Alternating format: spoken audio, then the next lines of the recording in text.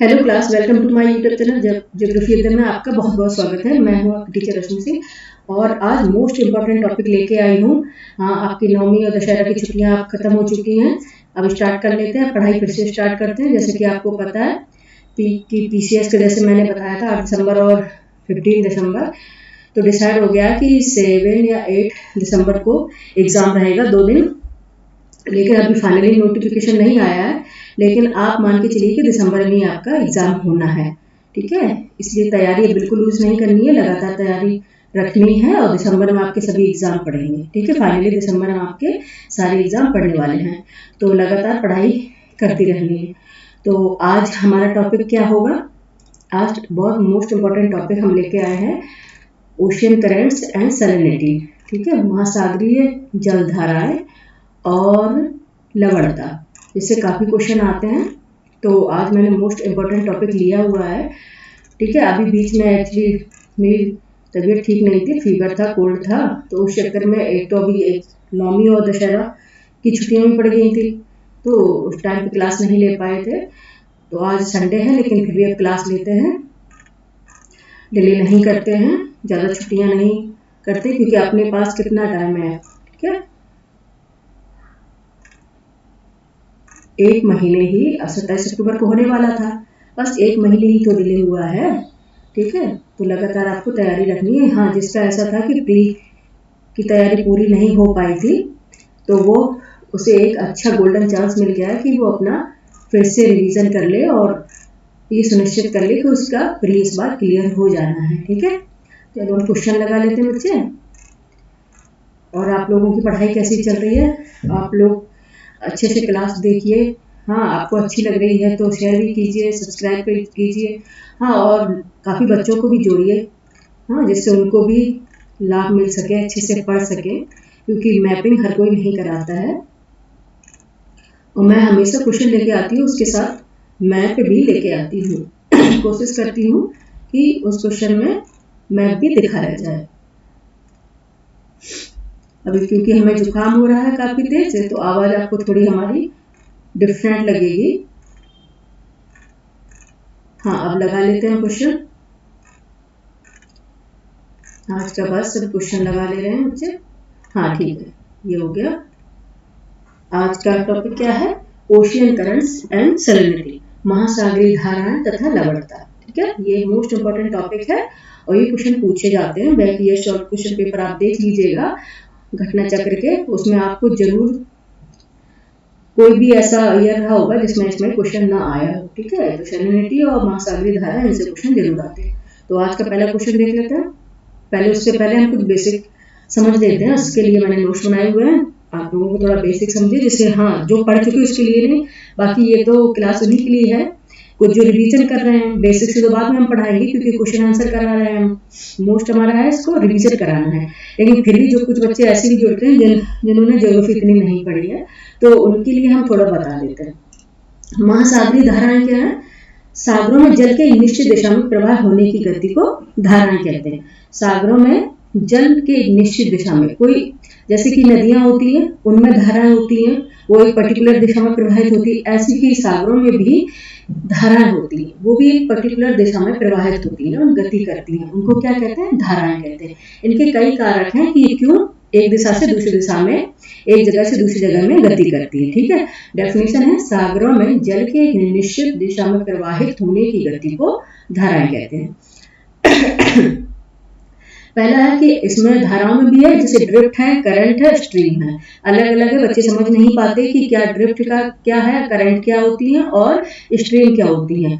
According इसके मैंने definition बताई है, आप देख लीजिएगा। प्रवाह ड्रिफ्ट, जब पवन वेग से प्रेरित होकर सागर की सतह का जल आगे की ओर अग्रसर होता है तो उसे प्रवाह कहते हैं।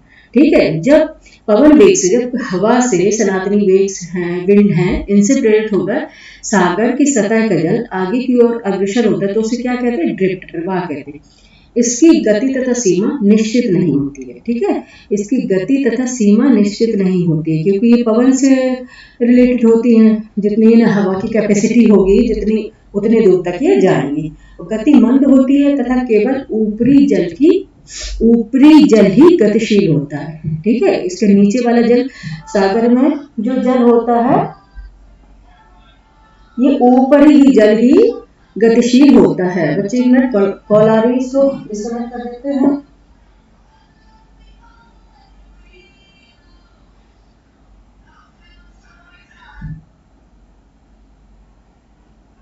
ओके बच्चे, हाँ प्रवाह क्या पढ़ा रहे थे हम, प्रवाह ड्रिफ्ट। जब पवन वेग से प्रेरित होकर सागर की सतह की तरफ आगे की ओर अग्रसर होता है उसे प्रवाह कहते हैं। इसकी गति तथा सीमा निश्चित नहीं होती, गति मंद होती है तथा केवल ऊपरी जल ही गतिशील होता है।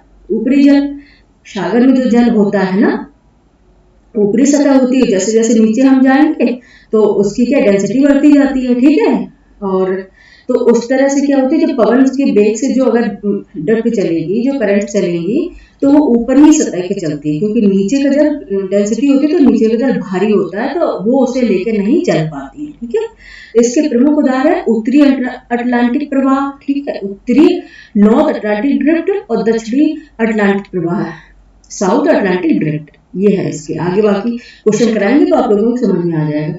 और धारा करंट जैसे बता रहे हैं, जब सागर का जल एक निश्चित सीमा के अंतर्गत निश्चित दिशा की ओर तीव्र गति से अग्रसर होता है तो उसे धारा कहते हैं। इसकी गति प्रवाह से अधिक होती है। ये याद रखना कि जो करंट होती हैं, जो सागरों में चलती हैं, महासागरों में, यह एक निश्चित सीमा के अंतर्गत निश्चित दिशा की ओर प्रवाहित होंगी। ठीक है, इनकी गति तीव्र गति होगी। ठीक है, धारा की गति क्या होगी, करंट की तीव्र गति होगी, और इनकी गति हमेशा ड्रिफ्ट से अधिक होगी। ठीक है, नेक्स्ट पे देखते हैं।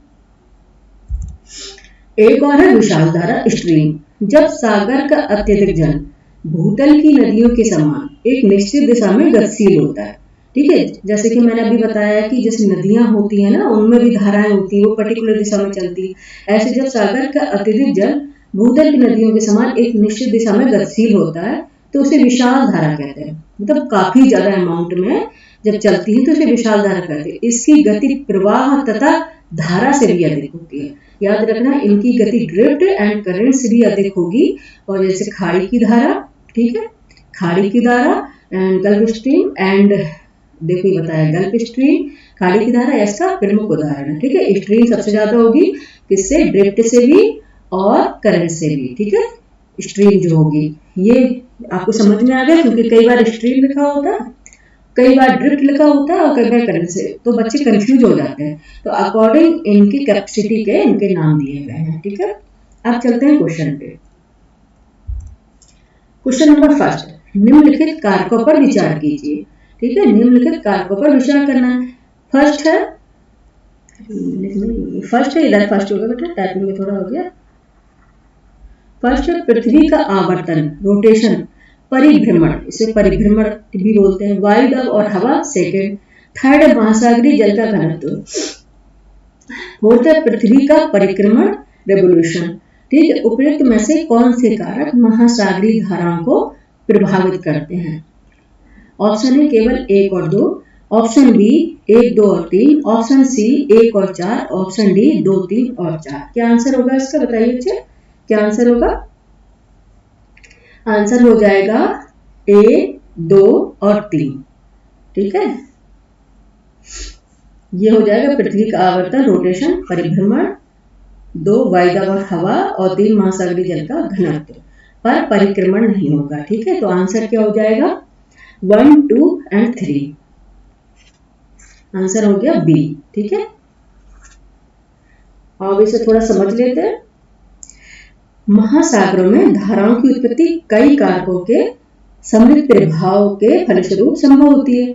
इनमें कारक कौन से हैं जिससे महासागरीय धाराएं चलती हैं? इन कारकों पृथ्वी का परिभ्रमण, आवर्तन। परिभ्रमण क्या होता है, जब यहां पे बता देते हैं, परिभ्रमण क्या होता है, एक होता है परिभ्रमण, एक होता है परिक्रमण। ठीक है, परिभ्रमण, रोटेशन, इंग्लिश में बता देगा rotation.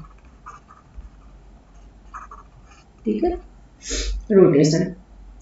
The spinning motion of an object around its own axis is known as rotation. ठीक है, which causes day and night. Again देख लेते हैं, अभी हिंदी में बताएंगे। The spinning motion of an object around its own axis is known as rotation, which causes day and night. जब पृथ्वी अपने अक्ष पर एक चक्कर अपने अक्ष पर घूमती हुई एक चक्कर मतलब एक रोटेशन कंप्लीट करती है तो उसे क्या कहते हैं? उसे उसके परिभ्रमण गति कहते हैं। और यह इसी के कारण क्या होते हैं? रात और दिन होते हैं। ठीक है, अब बताएं परिभ्रमण क्या होते हैं और ये बता दें परिभ्रमण में क्या होता है। एक परिभ्रमण मतलब एक चक्कर पृथ्वी जो अपने अक्ष पर अपने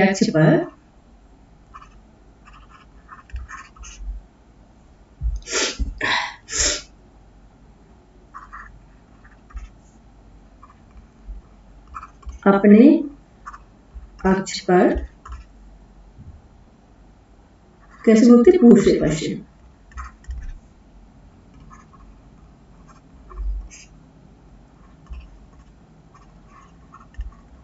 घूमती है। पृथ्वी जो अपने अक्ष पर पूर्व से पश्चिम में घूमती तो कितना समय लगता है? 23 घंटे एक चक्कर कंप्लीट करने में, एक परिभ्रमण एक रोटेशन कंप्लीट करने में। जब पृथ्वी स्वतः जब अपने अक्ष पर कितने अक्ष पर झुकी हुई है? 23.5 डिग्री। ठीक है, अपने अक्ष पर झुकी हुई है पृथ्वी 23.5 डिग्री अपने अक्ष पर झुकी हुई। और जब पृथ्वी अपने अक्ष पर घूमती है, जैसे ये देखो पृथ्वी है, ठीक है, ये ऐसे घूम रही है। ठीक है, अपने अक्ष पर घूम रही है, ये पश्चिम से पूर्व अपने अक्ष पर घूम रही है पश्चिम से पूर्व। जब एक अपने अक्ष पर जैसे लट्टू के समान, लट्टू ना चाहते ना, वैसे लट्टू के समान अपने अक्ष पर जब एक कंप्लीट रोटेशन कर लेती है, एक चक्कर ऐसे अपने घूमती हुए, तो क्या कितने टाइम में लगा लेती है? 23 घंटे 56 मिनट और 4 सेकेंड। अगर आपको क्वेश्चन में कई बार क्लियर पूछ लेते ना एग्जैक्ट, इसलिए बता रहे हैं 23 घंटे 56 मिनट और कितना? 4 सेकेंड।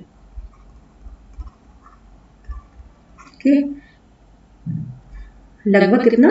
24 घंटे। ठीक है, 24 घंटे में एक चक्कर पूरा करती है अपने अक्ष पर घूमते हुए। ठीक है, तो अपने अक्ष पर घूमते हुए कितना लगाती है? 24 घंटे में एक चक्कर पूरा करती है। तो इसे इसकी क्या गति बोलते हैं? इसे उसे बोलते हैं परिभ्रमण गति। ये पृथ्वी की कौन सी गति होगी? परिभ्रमण गति।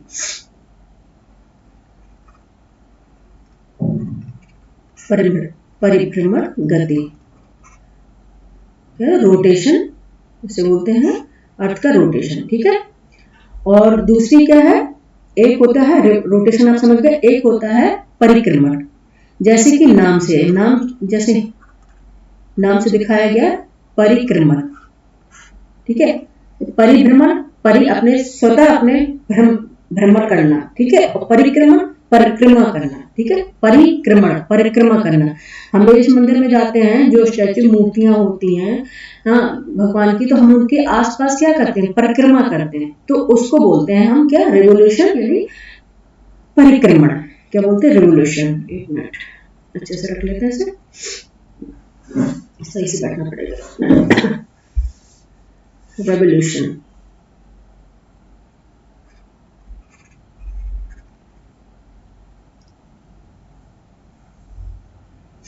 एक मिनट, रेवोल्यूशन। ठीक है, इसे रेवोल्यूशन बोलते हैं।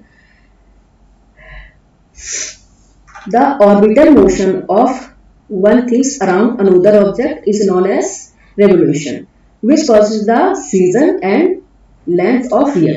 अच्छा, रेवोल्यूशन क्या होता है? रेवोल्यूशन होता है जब पृथ्वी किसी ऑब्जेक्ट की, जैसे कि पृथ्वी किसकी परिक्रमा करती है? सूर्य की। ये सन है, बना देते हैं ऐसे क्योंकि समझ में आ जाए। ये सन है, सन की परिक्रमा करती है ना पृथ्वी। ये तो किसमें? ये परिक्रमा कर रही है।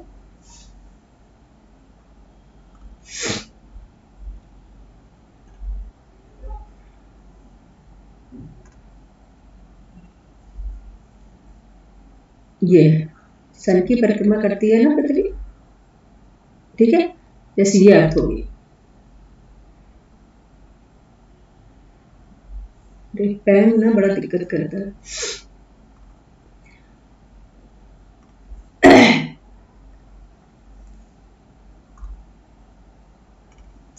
ठीक है, पृथ्वी ये इसके परिक्रमण रेवोल्यूशन मोशन हो गया। ठीक है, अर्थ। ठीक है, ये इसकी ऐसे परिक्रमा करने में इसको कितना टाइम लगता है? सूर्य की परिक्रमा करती तो इसको ये कौन सी गति होगी? परिक्रमण गति। इसे बोलते हैं रेवोल्यूशन मोशन। ठीक है, ये परिक्रमण गति होगी। तो इसे कितने टाइम में कर पाती? 365 डेज। एक पूरा चक्कर परिक्रमा करने में, एक चक्कर मतलब एक पूरा परिक्रमा करने में से 365 डेज का समय लगता है। 365 डेज का समय लगता है। और एग्जिट अगर कोई पूछे तो कितना लगेगा? 365 days 6 hours and 9 minutes।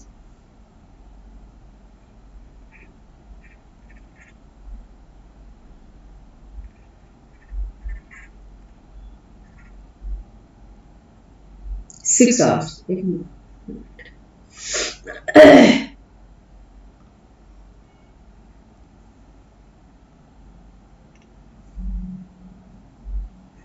6 hours and 9 minutes। ठीक है, ये टाइम लगता है। 365 डेज 6 आवर और 9 मिनट्स का टाइम लगता है, लगभग 365 डेज का। ठीक है, लगता है एक परिक्रमा करने में। ठीक, ये था आपका बेसिक जानकारी। अब हम अपने क्वेश्चन पे आ जाते हैं। क्या था? निम्नलिखित कारकों को पहचानिए। तो पृथ्वी का अगर उपयुक्त में से कौन सी महासागरीय धाराओं को प्रभावित करते हैं? तो पृथ्वी का आवर्तन, रोटेशन भी महासागरीय धाराओं को प्रभावित करता है। क्योंकि जब पृथ्वी पश्चिम से पूर्व दिशा में घूमती है, ठीक है, जब पृथ्वी पश्चिम से पूर्व दिशा में घूमती है तो यह इसके घूमने के कारण कुछ जल जो होता है, जैसे कि हम कोई बर्तन जो पानी भरा हुआ होगा, अगर हम उसे धक्का मारेंगे तो क्या होगा? वो पानी हमारी ओर ना बल्कि अपोजिट डायरेक्शन में मूव करता है। तो इस तरह से इसमें भी होता है कि पृथ्वी जब पश्चिम से पूर्व दिशा में घूमती है तो जो जल होता है ना उसकी स्पीड का साथ ना दे पाके वो क्या अपोजिट डायरेक्शन में गति करने लग जाता है। ये ऐसे ये अपोजिट डायरेक्शन में गति करने लग जाता है। तो ये क्या होती है? धाराएं होती है, ओशन करंट। जो विषुवत-रेखी धारा होती है इन्हें बोलते हैं विषुवत-रेखी धारा। कारकों में क्या? पृथ्वी का परिभ्रमण आवर्तन, तापमान में भिन्नता, लवणता में भिन्नता, घनत्व में भिन्नता, वायुदाब तथा हवाएं एवं बाष्पीकरण तथा वर्षा का प्रभाव भी अधिक है तथा पृथ्वी की परिक्रमण गति महासागरीय धाराओं को प्रभावित नहीं करती है। ठीक है, परिक्रमण गति महासागरीय धाराओं को प्रभावित नहीं करती। जैसे हमने आपको बता दिया, पश्चिम से पूर्व घूमेगी तो जो कुछ जल होगा तो वो उसके साथ नहीं दे पाएगा, उसके अपोजिट डायरेक्शन में गति करने लग जाएगा। तो ये ऐसे धाराओं की उत्पत्ति हो गई।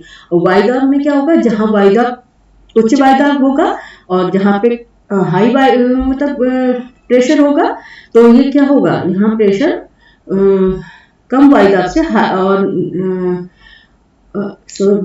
कम वायुदाब से अधिक वायुदाब की तरफ हवाएं वो धाराएं चलने लग जाती हैं। ठीक है, और महासागरीय जल का घनत्व भी ऐसा होता है जहां पे घनत्व ज्यादा होगा। ठीक है, खारा जल ज्यादा होगा, जहां पे खारा जल ज्यादा होगा, खारा जल अधिक होगा तो उधर क्या होगी? डेंसिटी अधिक होगी। तो उधर की ओर कम खारा जल प्रवाहित होने लग जाता है। ठीक है, प्रवाहित होने लग जाता है तो ऐसे धाराओं की उत्पत्ति होती है। जैसे कि रेड सी अधिक खारा है और रेड सी से अगर धाराएं प्रवाहित होने लग जाती है अरब सागर की तरफ, तो अरब सागर कम खारा है। ठीक है, कम खारा है। तो ये रेड सी अरब सागर जो रेड सी तरफ जाएगा तो रेड सी ज्यादा खारा है, क्योंकि ज्यादा जो खारा जल होगा वो अधिक डेंसिटी होगी तो वो नीचे बैठेगा तो वो प्रवाहित नहीं होगा, बल्कि कम खारा जल अधिक खारे जल की तरफ प्रवाहित होने लग जाएगा। और फोर्थ रीजन था पृथ्वी का परिक्रमण। तो पृथ्वी की परिक्रमण गति से महासागरीय धाराओं का कोई लेना देना नहीं। ठीक है, इसमें केवल कौन से कारक है? इनमें कारक है पृथ्वी का परिभ्रमण, आवर्तन, तापमान में भिन्नता, लवणता में भिन्नता, घनत्व में भिन्नता, तो वायुदाब तथा हवाएं एवं वाष्पीकरण तथा वर्षा, इन सभी का प्रभाव पड़ता है। ठीक है, तो आंसर क्या हो गया? बी। ये एक्सप्लेनेशन करना जरूरी था इसलिए बताया हमने। ठीक है, एक्सप्लेनेशन करना जरूरी था इसलिए बताया। वायुदाब का भी फर्क पड़ता है कि कहाँ पे ज्यादा वायुदाब पाया जाएगा, कहाँ पे कम वायुदाब पाया जाएगा, तो उस तरह से वहां भी धाराएं चलने लग जाती हैं। ठीक है, ये बेसिक में पढ़ाएंगे तब डेप्थ में पढ़ाएंगे, अभी क्योंकि क्वेश्चन आंसर करा रहे हैं, ज्यादा डेप्थ में नहीं पढ़ा सकते हैं। ठीक है, नेक्स्ट क्वेश्चन चलाते हैं। नेक्स्ट क्वेश्चन पे आके, ठीक है, ये कंप्लीट हो गया। नेक्स्ट क्वेश्चन पे चलते हैं। नेक्स्ट क्वेश्चन है सेकंड क्वेश्चन है। सेकंड क्वेश्चन क्या हो गया? अगुलहास धारा। अगुलहास धारा तबीयत ठीक नहीं है बच्चे, गला बैठ रहा है तेज वाला। अगुलहास धारा चलती है ऑप्शन ए हिंद महासागर में, ऑप्शन बी प्रशांत महासागर में, ऑप्शन सी उत्तरी अटलांटिक महासागर में, और डी दक्षिणी अटलांटिक महासागर में। देखते इसमें पेन का कलर चेंज होता है क्या? करके देख लेते हैं अगर हो जाए।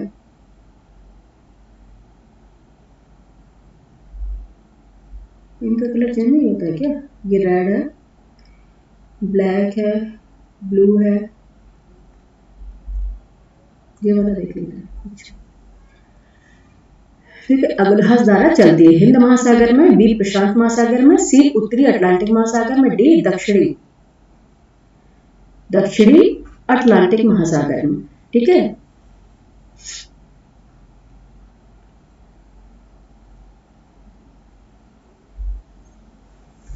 आंसर क्या होगा इसका?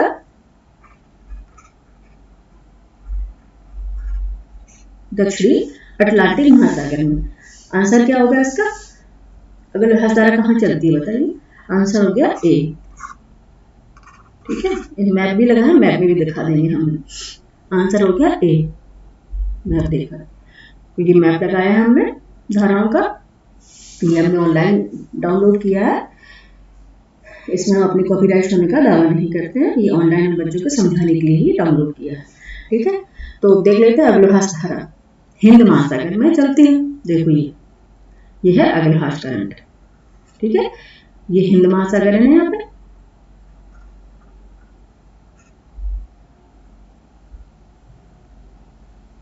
ये हिंद महासागर है ना, और यहाँ पे जो धारा चल रही है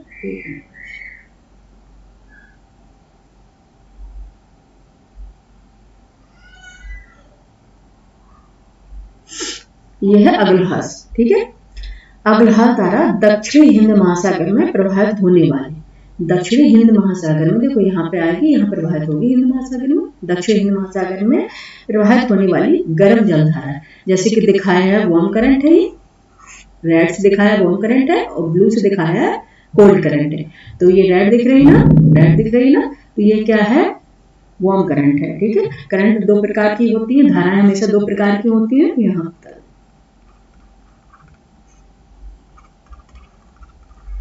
दो प्रकार की होती है, एक तो होती है वार्म करंट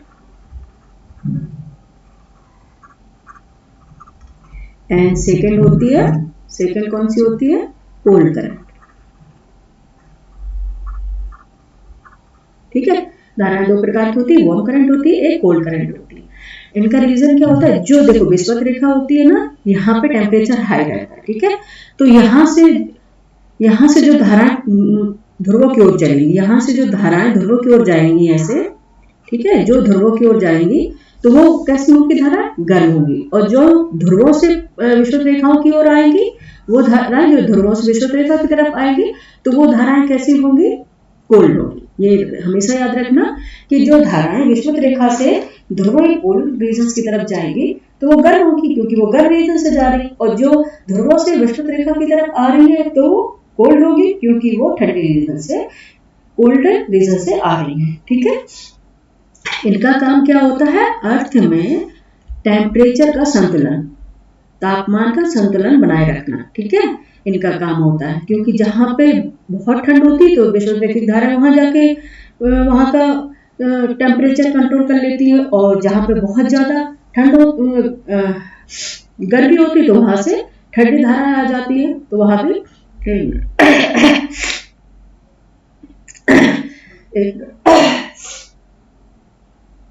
ठंडी धाराएं आ जाती है, तो वहां पे भी टेम्परेचर कंट्रोल हो जाता है। ठीक है, तो हिंद महासागर की धारा कौन सी? अगलहास धारा है। ठीक है, अगलहास धारा दक्षिण हिंद महासागर में प्रवाहित होने वाली गर्म जल धारा, यह अफ्रीका के दक्षिणी छोर पर प्रवाहित होती है। ठीक है, और यह आगे चलकर पूर्व की ओर मुड़कर पवन ड्रिफ्ट पर मिल जाती है।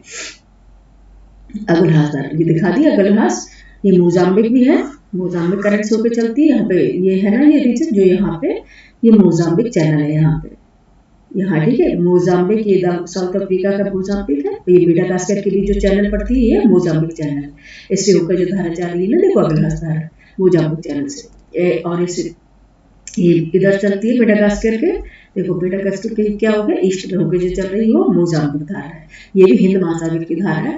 एंड वेस्ट ऑस्ट्रेलियन जो करंट है ये भी हिंद महासागर की धारा है। ठीक है, ये सब हिंद महासागर में चल रही है ना, और ये वेस्ट ऑस्ट्रेलियन करंट है, एक कोल्ड करंट है। ठीक है, और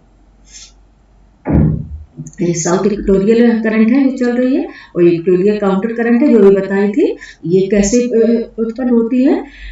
पृथ्वी के परिभ्रमण गति से। ठीक है, ये साउथ इक्वेटोरियल करंट होती है, और एक और गति होती है पृथ्वी की जो कोरियोलिस बल बोलते हैं, कोरियोलिस बल, वो पृथ्वी के अपने एक्स पर घूमने के कारण ये बल उत्पन्न होता है। ठीक है, इसको बोलते हैं कोरियोलिस फोर्स। इससे भी धाराओं का काफी प्रभाव पड़ता है, जो डेप्थ में बताएंगे तब बताएंगे। ठीक है, नेक्स्ट क्वेश्चन पे चलते हैं। क्वेश्चन नंबर 3, निम्नलिखित में से कौन सी दक्षिण अटलांटिक, ये नहीं है बेटा, दक्षिण अटलांटिक महासागर की शीतल धारा है। थर्ड में है, निम्नलिखित में से कौन सी दक्षिण अटलांटिक महासागर की शीतल धारा है? ए कनारी धारा, बी बेंगुला धारा, सी अगलहास धारा, और डी ब्राजील धारा। ठीक है, कौन सी है? आंसर क्या होगा? पहले हम आंसर बता देते हैं, फिर मैप भी लगाएं तो उसमें बता देंगे। और आंसर क्या हो गया इसका? बी बेंगुला धारा। शीतल धारा पूछी है ना, बेंगुला, पी फॉर बेंगुला धारा। देखो मैप पर लगाया क्या? हाँ, दक्षिण, इसमें पूछिए निम्नलिखित में से कौन सी दक्षिण अटलांटिक महासागर की शीतल धारा है?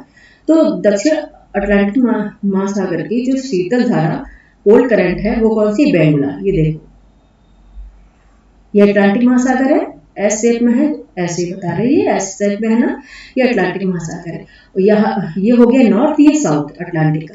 तो दक्षिण अटलांटिक की जो शीतल धारा होगी बेंगुला धारा होगी। देखो ये बेंगुला है, ये कोल्ड करंट है जो ब्लू में दिखाई गई है, और रेड में जो दिखाई गई है वो वार्म करंट है। ठीक है, ये बेंगुला करंट है। ठीक है, दक्षिण अटलांटिक महासागर में एकमात्र शीतल जल धारा बेंगुला है। देखो ये बेंगुला है, ये है, बाकी देखो ब्राजील है, वार्म है। ठीक है, ब्राजील वार्म है, साउथ इक्वेटोरियल वार्म है, ये दिखा रही है ना, सारी वार्म है, ये गर्म जल धारा है, बेंगुला करंट। अच्छा, शीतल धारा बेंगुला धारा प्रवाहित होती है। यह दक्षिण अफ्रीका के पश्चिमी तट के सहारे उत्तर दिशा में प्रवाहित होती है। दक्षिण अफ्रीका के पश्चिम तट के सहारे,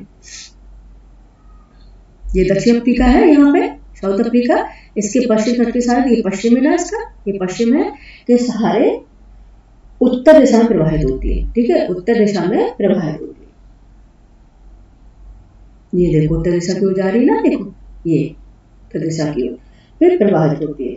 आगे चलकर यह धारा दक्षिण विश्वती धारा से मिल जाती है। आगे चलकर ये धारा किससे मिल जाती है? कौन सी धारा से मिल जाती है? बाकी इसमें धाराओं में काफी डेप्थ के टॉपिक है, बेसिक से पढ़ाएंगे तो पूरा डेप्थ से पढ़ाएंगे। ठीक है, अभी बच्चे क्योंकि रिवीजन के पर्पज से हम ये बैच चला रहे हैं, तो रिवीजन के थ्रू हम इसे पढ़ा रहे हैं, तो जितना बताना चाहिए उतने से ज्यादा हम बता ही रहे हैं। ठीक है, तो क्या बताया हमने? उत्तर दिशा में प्रवाहित होती है। आगे चलकर यह धारा दक्षिण विश्वती धारा में मिल जाती है। दक्षिण विश्वती धारा में देखो ये है साउथ इक्वेटोरियल करंट, ये है साउथ इक्वेटोरियल करंट, इसमें मिल रही है ना, देखो ये इधर से इसमें मिल जाती है। ठीक है, और फिर ये कौन सी हो गई? बेंगुला धारा। और कुछ क्या पूछा था इसमें देख लेते हैं क्वेश्चन में। बेंगुला धारा, कनारी धारा और ब्राजील धारा के बारे में भी बता दे रहे हैं आपको थोड़ा। ब्राजील धारा क्या? ब्राजील तट के पूर्वी भाग पर, ये देखो ब्राजील धारा, क्योंकि सभी से पूछा, ये भी पूछा जाता है कहाँ पे, कहाँ पे प्रवाहित होती है, किसके तट पे प्रवाहित होती है। पूर्वी अगर आपसे पूछे दक्षिण तट पे, तो आपको पता होगा, तभी तो आप बता पाएंगे कि नहीं ये ब्राजील के पूर्वी तट पर प्रवाहित होती है। और ये एक क्वेश्चन ये बन जाता है, और एक क्वेश्चन ये बन जाता है कि किस प्रकार की करंट है, वार्म करंट है या कोल्ड करंट है। तो ये भी आप बता देंगे कि कौन सी करंट है ब्राजील धारा, पूर्वी उत्तर की दक्षिण प्रवाहित होने वाली गर्म जलधारा है। देखो रेड से बताया गया, रेड से दर्शाया गया, तो ये कौन सी है, गर्म जलधारा। और तीसरा क्वेश्चन ये बन जाता है कि किस ओशियन में प्रवाहित होती है, किस ओशियन में प्रवाहित हो जाती है, तो ये बताइए दक्षिण अटलांटिक महासागर में, ठीक है, दक्षिण अटलांटिक महासागर में, ठीक है। इस तरह से वजह से हिंद महासागर, अटलांटिक महासागर और प्रशांत महासागर, तीन सागर की जलधाराएं होती है, ठीक है। तो ये कहाँ प्रवाहित होती है, दक्षिण अटलांटिक महासागर, ब्राजील धारा। अच्छे से रिवाइज कर लेना, क्वेश्चन बहुत इंपॉर्टेंट है, ठीक है बच्चे। ब्राजील धारा ब्राजील तट के पूर्वी भाग पर उत्तर से दक्षिण प्रवाहित होने वाली, उत्तर से दक्षिण, याद रखना ये उत्तर से दक्षिण प्रवाहित होती है। देखो यहाँ इसका एरो कहाँ दिखा रहा है, ये यहाँ से आता है ना, नॉर्थ टू साउथ, देखो ये नॉर्थ टू साउथ, ठीक है। बच्चे थोड़ा गले के चक्कर में गला दर्द होने लग जाता है, प्रॉब्लम हो रही है। ब्राजील तट की पूर्वी भाग पर उत्तर से दक्षिण प्रवाहित होने वाली गर्म जलधारा, ठीक है, याद रखना ये गर्म जलधारा, अगर रेड से दिखाया जाता है तो मैंने इसलिए मैप लगाया, आप लोगों को अच्छी तरह से समझ में आ जाए, ठीक है। और एक और था कि कनारी धारा क्या है, कनारी धारा क्या है, ये भी एक था, ठीक है। इसमें कनारी धारा शायद नहीं दिखाया है, दूसरे इसमें मैप में आपको दिखा देते हैं। देखो एक मिनट, क्वेश्चन था ये, थर्ड क्वेश्चन था निम्नलिखित में कौन सी दक्षिण अटलांटिक महासागर की शीतल धारा है, तो आंसर तो आपका बेंगलोर धारा हो गया, ये भी बता दिया। अगलहास धारा आपको पता है ये हिंद महासागर की धारा है, और ब्राजील तवाली बता दी, ब्राजील के तट पे ये होती है। अब कनारी धारा बता देते हैं, इस मैप में दिखा देते हैं, देखो ये हो गई कनारी, एक मिनट, ये कनारी हो गई, ठीक है, ये कनारी हो गई। ये क्या, उत्तर अटलांटिक महासागर के, उत्तर अटलांटिक महासागर के, ये बाल्टिक सी है यहाँ पे, और इधर ये है ना उत्तर अटलांटिक महासागर है, ठीक है।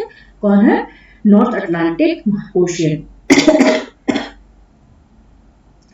उत्तर अटलांटिक महासागर में उत्तर पश्चिमी अफ्रीका के, ठीक है, उत्तर पश्चिमी अफ्रीका के, देखो अफ्रीका का कौन सा रीजन हो गया, उत्तर पश्चिमी अफ्रीका के पश्चिमी तट पर उत्तर से दक्षिण, उत्तर से दक्षिण, देखो एरो देख लीजिए, उत्तर से दक्षिण, ये आ रही है, देखो नॉर्थ से, वहां से आ रही है ना पोल से, तो ये कौन सी हो गई, कोल्ड करंट होगी, देखो ब्लू से दिखाया गया ना, देखो जितनी भी करंट पोस्ट रीजन से आएंगी वो ठंडी होंगी, और जो विषुवत रेखा से पोल्स की तरफ जाएंगी वो गर्म होंगी, ठीक है। तो क्या हो गया, हमने क्या बता दिया आपको, उत्तर अटलांटिक महासागर में उत्तर पश्चिमी अफ्रीका के पश्चिमी तट पर उत्तर से दक्षिण, एक तो बच्चे हमारी स्पीड थोड़ी ज्यादा है बोलने की, बाय बर्थ ही हमारी ये स्पीड, हम काफी कोशिश करते हैं कि हम धीरे धीरे बोलें, आप लोगों को समझ में आए। अफ्रीका के पश्चिमी तट पर उत्तर से दक्षिण की ओर, बताया ना उत्तर से दक्षिण की ओर प्रवाहित होने वाली ठंडी जलधारा, तो ये कौन सी है, ठंडी जलधारा, ये देख लिए, cold current and the warm current, ये हो गई ठंडी जलधारा। तो अगलहास क्या है, अगलहास मैंने अभी जस्ट बताया ही था आप लोगों को, अगलहास दक्षिण हिंद महासागर में उत्तर से दक्षिण, उत्तर से दक्षिण दिशा में प्रवाहित होने वाली गर्म जलधारा, ठीक है। एक दो अपवाद है इसके, ठीक है, ये उत्तर से दक्षिण प्रवाहित होने वाली गर्म जलधारा है, ठीक है। अब क्वेश्चन पे चलते हैं, देख लिया आपने मैप में, क्वेश्चन नंबर 3 हो गया, आंसर हो गया बी। नेक्स्ट क्वेश्चन पे चलते हैं 4th, ये भी मैप में भी दिखा दिया हमने आपको। निम्नलिखित समुद्री धाराओं में से कौन हिंद महासागर की धारा नहीं है, अंडरलाइन कर लेंगे, नहीं है, कौन सी हिंद महासागर, ब्लू लेते हैं क्या बच्चे, पेन, ब्लू पेन लेके देखें कैसा चलेगा, ये ब्लू लेता है, ठीक है। कौन सा होता है, धारा नहीं है, ठीक है। निम्नलिखित समुद्री धाराओं में से कौन हिंद महासागर की धारा नहीं है, तो इसमें पूछा है नहीं है, ठीक है, अंडरलाइन कर लेते हैं। फर्स्ट है अगलहास धारा, ये है हिंद, अभी जस्ट ही बता रहे थे हिंद महासागर की धारा है, अगलहास धारा है। बी मोजाम्बिक धारा भी है, ठीक है। दक्षिण हिंद महासागर, देखो ये तो हिंद महासागर में लिखा ही है ऑब्वियस, ठीक है, तो ये ऑब्वियस ही होगी, दक्षिण हिंद महासागर धारा ही है, ठीक है। कौन नहीं होगी, तो कौन नहीं होगी बताइए बच्चे, कौन नहीं होगी, नहीं होगी बेंगला धारा, ये आंसर हो गया आपका डी। कौन नहीं होगी, बेंगला धारा नहीं होगी। क्लियर दिख रहा है बच्चे, क्या इस कलर में क्लियर दिख रहा है क्या, क्लियर नहीं दिखेगा तो मतलब नहीं है कलर लेने का, दिखना चाहिए, ठीक है।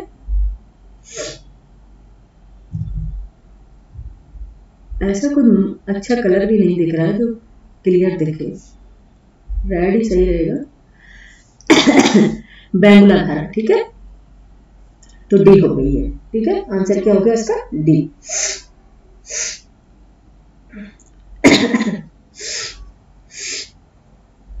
देखते मैप लगाया इसमें मैप पे दिखा देता। ठीक है, मोजाम्बिक धारा एक गर्म सतही धारा है जो पश्चिमी हिंद महासागर में मोजाम्बिक चैनल से होकर बहती है।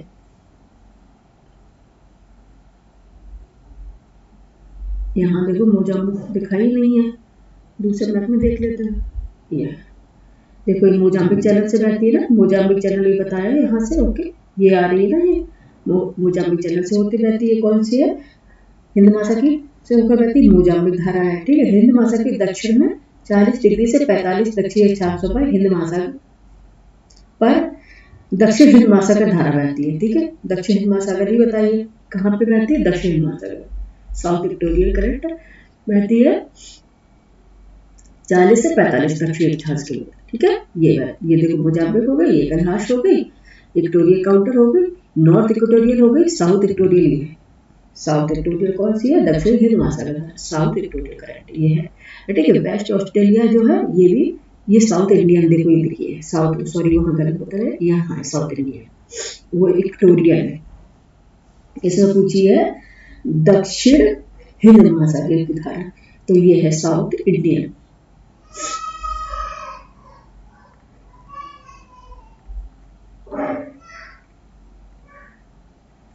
हिंद महासागर की धारा ये, ठीक है, ठीक है, साउथ इंडियन की ये सारी कौन सी धारा है, और ये भी बताते चले साथ में।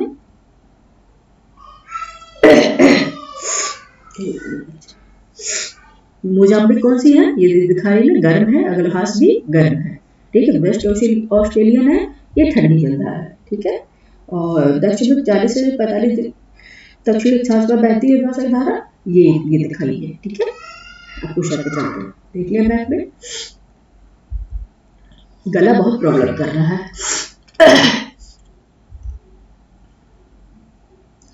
तो बैंगुला धारा कौन सी है? बैंगुला धारा ये हिंद महासागर की धारा नहीं है, तो बैंगुला धारा दिखा देते हैं मैप में, देख लो इसमें बैंगुला धारा दिखा रही है।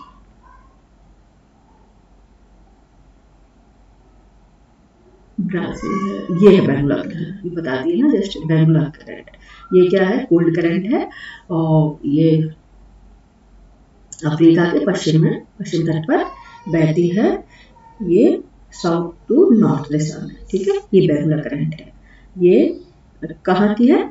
साउथ अटलांटिक ओशन की धारा है। ठीक है, बैंगुला करंट। नेक्स्ट क्वेश्चन पर चलते हैं, फोर्थ हो गया। फिफ्थ क्वेश्चन, निम्नलिखित में से कौन शीत धारा है? आपको बताना कौन सी कोल्ड करंट है। Option A Peruvian Humboldt, option B Kuroshio, option C Gulf Stream, option D Brazil.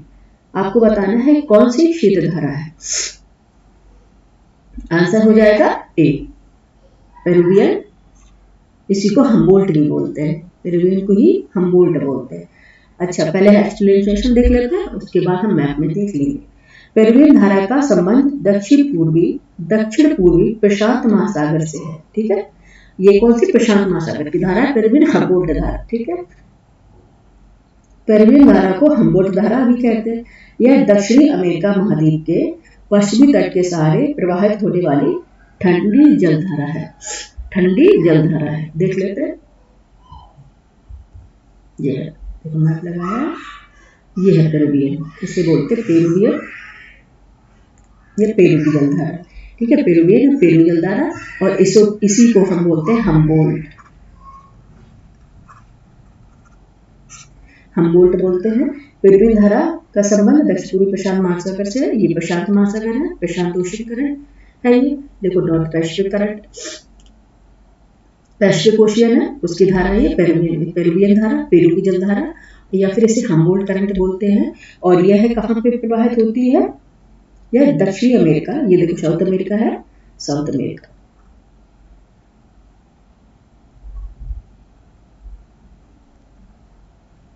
ये साउथ अमेरिका है, ठीक है।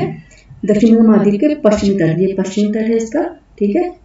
ये तो आपको पता है, पूर्व पश्चिम दक्षिण, पूर्व पश्चिम उत्तर दक्षिण, ये पता है ना आपको। ये देखो पश्चिमी तट के सहारे प्रभावित होने वाली ये कौन सी ठंडी जलधारा है, ब्लू से दिखाया गया है, ठीक है। यहाँ पे देख लीजिए कोल्ड करंट है, ये वार्म करंट है, ये है ठंडी जलधारा, ठीक है। कोल्ड करंट, ये ठंडी जलधारा कोल्ड करंट है, पेरुवियन करंट, ठीक है। इसमें पूछा था आंसर में कि कौन सी शीत धारा है, तो कौन सी पेरुवियन।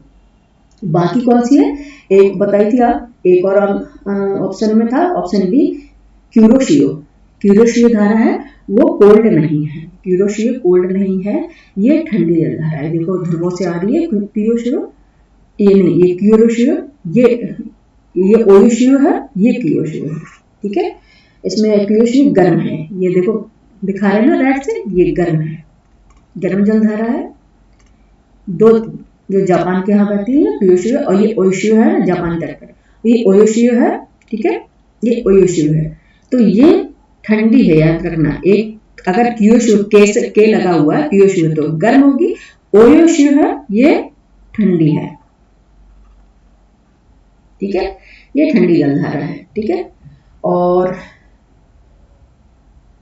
एक है गल्फ स्ट्रीम, ये गल्फ स्ट्रीम है, ये नॉर्थ अटलांटिक की जलधारा है, ये भी गर्म जलधारा है, ये भी गर्म जलधारा है, नॉर्थ अटलांटिक ओशन की जलधारा है, ठीक है, ये गल्फ स्ट्रीम। और फिर एक क्वेश्चन और था, आंसर डी ब्राजील। ब्राजील, ये देखो ब्राजील साउथ अमेरिका के पूर्वी तट पर ब्राजीलियन करंट, ठीक है, ये साउथ अटलांटिक करंट की जलधारा है, अटलांटिक की। ये कौन सी है, ये भी गर्म जलधारा है।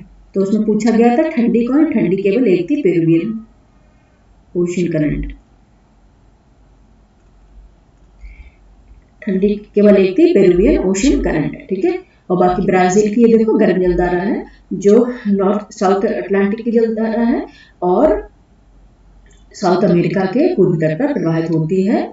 ये कहाँ से, एरो देखिए कहाँ से, नॉर्थ टू साउथ, ठीक है, प्रभावित होती है। और ये किस में मिल जाती है, देखो साउथ अटलांटिक करंट में, ठीक है, इस तरह से। तो बाकी ये सर्किल क्यों बनाती है, क्या है इसका डेप्थ में जब हम पढ़ाएंगे तब बताएंगे, ठीक है।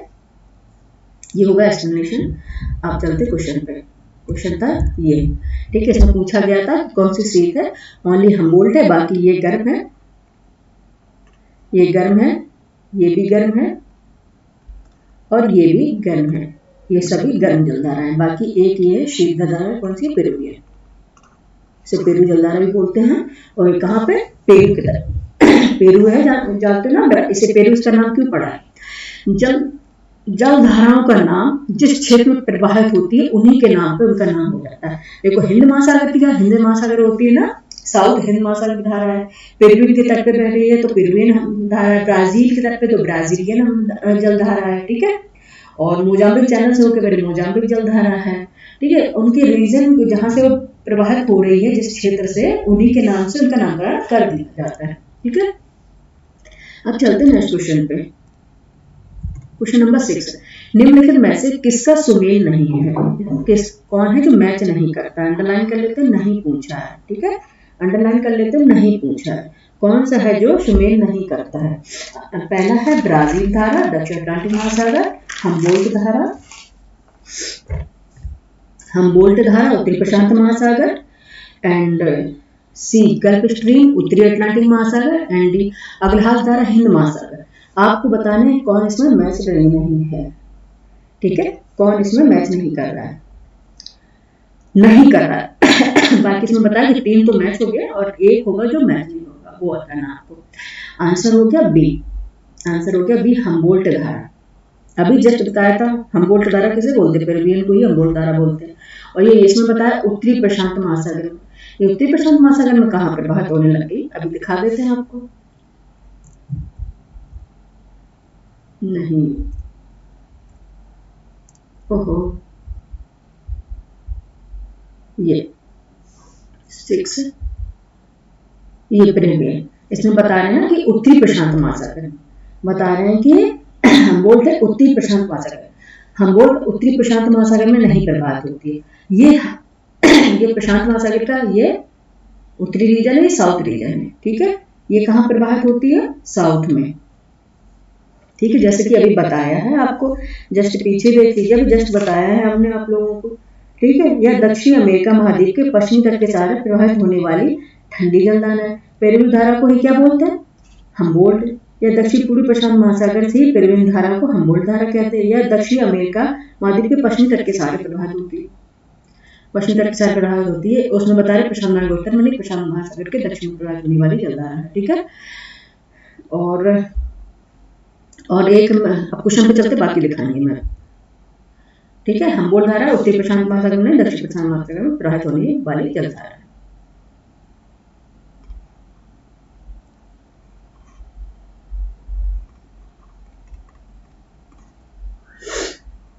दक्षिण प्रशांत महासागर, ठीक है। हमबोल्ट है, पेरू की जलधारा है, तो वो दक्षिण प्रशांत महासागर, प्रशांत महासागर है ना, नॉर्थ पैसिफिक ओशियन ऊपर पड़ेगा, नीचे साउथ पैसिफिक ओशियन, ठीक है। तो ये नॉर्थ पैसिफिक ओशियन नहीं, साउथ पैसिफिक ओशियन की जलधारा है दक्षिण प्रशांत महासागर, ठीक है। नॉर्थ अमेरिका के जस्ट पूर्वी तट पर नॉर्थ पैसिफिक ओशियन है, और साउथ अमेरिका के जस्ट पश्चिमी तट, सॉरी पूर्वी तट ने कहा, नॉर्थ पैसिफिक ओशियन का है नॉर्थ अमेरिका के पश्चिमी तट पर, और साउथ पैसिफिक ओशियन है साउथ अमेरिका के भी पश्चिमी तट पर, ठीक है। तो दक्षिण प्रशांत महासागर यहाँ होगा। बाकी ब्राजील धारा दक्षिण अटलांटिक महासागर की धारा है, ये बताया साउथ अटलांटिक ओशन की धारा, ये बिल्कुल सही मैच है। और गल्फ स्ट्रीम उत्तरी अटलांटिक महासागर है, बताया था, जस्ट आपको मैप में भी एक बार और दिखा देंगे, जिससे आप लोगों को पर्टिकुलर अच्छी तरह से दिमाग में सेट हो जाए। Gulf stream north Atlantic ocean की जलधारा है, ओशन करंट है, और अगुलहास धारा हिंद महासागर की जलधारा है, ठीक है। अब एक बार मैप में देख लेते हैं, ये देख लें, हमबोल्ट आपको बता दिया, ये साउथ पैसिफिक ओशन की है, ठीक है, पेरू के तट पे और साउथ अमेरिका के पश्चिमी तट पे, ठीक है। और दूसरा बताया ब्राजील धारा कहाँ है? दक्षिण अटलांटिक महासागर की, ये देखो ब्राजील धारा, ये देखो ब्राजील गर्म जलधारा है ना, ये है, ठीक है। ब्राजील दक्षिण अटलांटिक महासागर की धारा बिल्कुल सही है। गल्फ स्ट्रीम मुझे बता दिए, ये भी है, ये उत्तरी अटलांटिक महासागर नॉर्थ अटलांटिक ओशन करंट है, ये देखो गल्फ स्ट्रीम। एंड अगुलहास धारा स्ट्रीम देखो बता रहे, जस्ट हमने बेस में आपको बताया था, स्ट्रीम है, देखो कहीं पे ड्रिफ्ट है, ये नॉर्थ अटलांटिक ड्रिफ्ट है, और करंट्स हैं, इनका बता दी ना, इनके अकॉर्डिंग इनके कैपेसिटी और इनकी स्पीड के अकॉर्डिंग इनका नामकरण किया गया है, ठीक है। तो गर्म जलधारा ये है, और अगुलहास जलधारा, अगुलहास करंट ये है, एक मिनट, हमारा कर्सर ही नहीं लिखता कई बार, अगुलहास करंट ये है, ठीक है। ये भी मैच है हिंद महासागर में, ठीक है। बाकी सारे मैच हो रहे थे, एक मैच नहीं हो रहा था, जो बता दिया, देखो सारे मैच हो रहे हैं, दिखा दिया है ना आपको। क्वेश्चन नंबर पे चलते हैं आगे, काफी लंबा वीडियो हो जा रहा है समझाने के चक्कर में, लेकिन जब समझ में नहीं आएगा बच्चे तो क्या है मतलब, एक बार क्योंकि करंट से बच्चे बहुत डरते हैं, कुछ टॉपिक है ज्योग्राफी के जो बच्चे पढ़ना ही नहीं चाहते और टीचर पढ़ाना भी नहीं चाहते, लेकिन मेरा काम ये नहीं है, पढ़ाने आए तो इजी तो हर कोई पढ़ाता है, ठीक है, इजी टॉपिक सब पढ़ाते हैं, लेकिन मोस्टली टॉपिक वो पढ़ाओ जो बच्चों को क्वेश्चन बनाने में फायदा हो, जो बच्चे क्वेश्चन बना सके एग्जाम में। जो क्वेश्चन ही नहीं बन रहा है तो वो टॉपिक पढ़ाने से ही मतलब क्या है, ठीक है। क्वेश्चन नंबर 7 चलते हैं, विश्व की प्रतिधाराओं इक्वेटोरियल काउंटर करंट के पूर्व विमुक्त प्रवाह की व्याख्या किससे होती है? जो इक्वेटोरियल काउंटर करंट है उनकी व्याख्या किससे होती है? आंसर आपको बताना। ऑप्शन ए, पृथ्वी का अपने अक्ष पर घूमना, पृथ्वी का अपने एक्सिस पर रोटेशन करना, ठीक है, अक्ष पर घूमना, और बी है दो विस्तृत धाराओं का अभिसरण, कन्वर्जेंस, मतलब एक दूसरे से मिलना। ऑप्शन सी, जल की लवणता में अंतर, डाइवर्जेंस मतलब एक दूसरे से दूर जाना, ठीक है। जल की लवणता में अंतर, ठीक है, लवणता मतलब डेंसिटी, सैलिनिटी, सैलिनिटी, लवणता अंतर, जल की लवणता में अंतर, सैलिनिटी होती है वो अभी क्वेश्चन जस्ट कराएंगे तब बताएंगे, जल की लवणता में अंतर, ठीक है। और डी है विस्तृत वृत्त के पास प्रशांत मंडल मेखला का होना, ठीक है, विश्व वृत्त के पास प्रशांत मंडल मेखला का होना। तो आंसर क्या होगा इसका? आंसर क्या होगा? 7 का ए। अभी जस्ट हमने एक्सप्लेनेशन दिया था आपको, पृथ्वी के अपने अक्ष पर घूर्णन, ये देखो पृथ्वी का अपने अक्ष पर घूर्णन, ठीक है, एक्सप्लेनेशन बताया था। पृथ्वी पश्चिम से पूर्व दिशा में अपने अक्ष पर घूर्णन करती है, बताया था अभी जस्ट। इस गति के कारण जल स्थल का साथ नहीं दे पाता है और पीछे छूट जाता है। ठीक है, परिणाम स्वरूप क्या होता है, जल में पूर्व से पश्चिम की दिशा में गति उत्पन्न हो जाती है। जस्ट पूरा एक्सप्लेनेशन बताया था हमने कैसे कि जल अगर हम कोई जैसे घड़ा होगा या कुछ होगा, हम उसे धक्का देंगे यूं ऐसे, तो अपनी तरफ ना होकर पानी के अपोजिट डायरेक्शन में प्रवाहित होता है। ठीक है, होता है ना हमेशा ऐसा। तो क्या है, जब अपने एक्सिस पे पृथ्वी घूमती है तो उसका साथ जल नहीं दे पाता है, तो अपोजिट डायरेक्शन में घूमने लग जाता है। ठीक है, पश्चिम गति में हो जाती है। परिणाम स्वरूप क्या होता है, जल में पूर्व से पश्चिम दिशा में गति उत्पन्न हो जाती है। ठीक है, इस तरह विश्वती रेखी धाराओं की उत्पत्ति होती है। लेकिन कभी कभी क्या होता है, कुछ जल जो होता है पृथ्वी के परिभ्रमण दिशा की ओर आगे मतलब अग्रसर हो जाता है, जिसका पृथ्वी विश्वती जो इक्वेटोरियल करंट दिखाई गई है ना, पृथ्वी विश्वती धारा इक्वेटोरियल काउंटर करंट की उत्पत्ति होती है। एक होती है कौन, विश्वती रेखी धारा।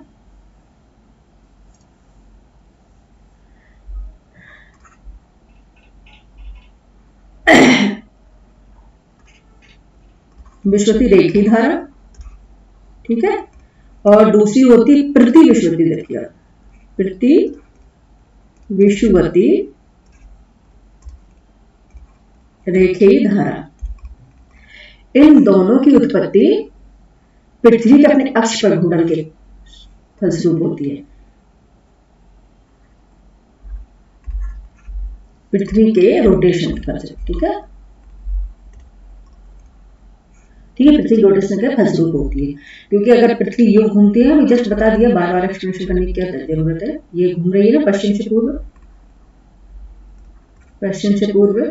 ठीक है, ये अर्थ है, घूम रही, तो जो जल होता है ना इसके अपोजिट डायरेक्शन इसका साथ नहीं दे पाता, स्पीड होती है तो ये अपोजिट डायरेक्शन में से चलने लग जाता है, तो इससे बोलते हैं क्या, ये अपोजिट डायरेक्शन चलता है। ठीक है, विश्वती रेखी धारा,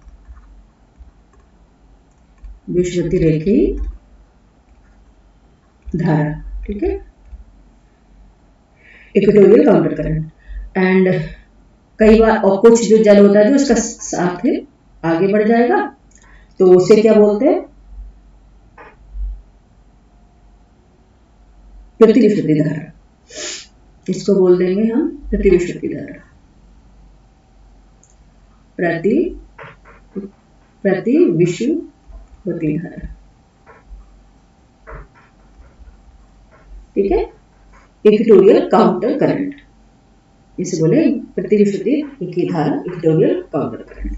ठीक है, एक बार रिवीजन और कर लेते हैं, देख लेते हैं, रिवाइज कर लेते हैं। क्या था, विश्वती प्रति धारा इक्वेटोरियल काउंटर करंट के पूर्व विमुख प्रवाह की व्याख्या, मतलब पूर्वी तरफ जो प्रवाहित होती हैं, पूर्व विमुख मतलब पूर्व की तरफ प्रवाहित होने वाली, क्योंकि पृथ्वी तो पश्चिम से पूर्व घूम रही है। ठीक है, और जो पूर्व की तरफ प्रवाह हो रहा है ना,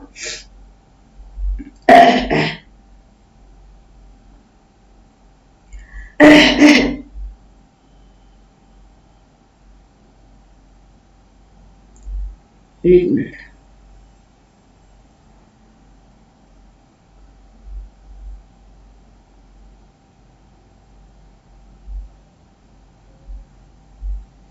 ठीक है, तो किस कारण होता है, ठीक है, बता दिए, पृथ्वी अपने अक्ष पर घूर्णन होती है। एक बार देख लेते, पृथ्वी पश्चिम से पूर्व दिशा में अपने अक्ष पर घूर्णन करती है। इस गति के कारण जल स्थल का साथ नहीं दे पाता और पीछे छूट जाता है। परिणाम स्वरूप जल में पूर्व से पश्चिम की दिशा में, पूर्व से पश्चिम की दिशा में, याद रखना, पूर्व से पश्चिम दिशा में गति उत्पन्न हो जाती है जल में। कहां से, और पृथ्वी घूम रही पश्चिम से पूर्व दिशा में, और जल कैसे चलने लग जाता है, पूर्व से पश्चिम दिशा में गति उत्पन्न हो जाती है। इसकी तरह विश्वती रेखी धाराओं की उत्पत्ति होती है। ठीक है, कौन सी होगी, विश्वती रेखी धारा होगी। लेकिन कभी कभी कुछ जल पृथ्वी की परिभ्रमण दिशा के जो अग्रसर हो जाता है, उसे पृथ्वी विश्वती रेखी धारा इक्वेटोरियल काउंटर करंट कहते हैं। ठीक है, तो इसमें बताया पृथ्वी विश्वती रेखी धाराओं का होता है, तो ये पृथ्वी का अपने एक्स्ट्रा थोड़ा पूछा गया, तो ये वाला पृथ्वी विश्वती रेखी धारा। ठीक है, ये इनका प्रवाह कहां से होता है, पृथ्वी विश्वती रेखा, इनका पूर्व से, सारे क्वेश्चन में कुछ गड़बड़ दिखा रही है, पश्चिम से पूर्व पृथ्वी रोटेशन कर रही है, ये स्ट्रेट की करंट चलने लगी पूर्व से पश्चिम, ठीक है। इक्वेटोरियल काउंटर करंट तो उसके साथ ही चलती है ना, ठीक है। ये क्वेश्चन से देख लेते हैं, आंसर हो गया ए। एक बार इसको क्वेश्चन को बाद में कराएंगे, ठीक है, इसमें क्रॉस लगा देते हैं, क्वेश्चन गलत लिख रहा है मुझे, ठीक है, ये बाद में कराएंगे, ठीक है, स्टार लगाएंगे इसे बाद में कराएंगे, ठीक है। नेक्स्ट क्वेश्चन पे चलते हैं। सूची फर्स्ट को सूची सेकंड से सुमेलित कीजिए और सूचियों में नीचे दिए गए कोड का प्रयोग कर सही उत्तर चुनिए, ठीक है। कोड का प्रयोग करते हुए सही उत्तर चुनिए।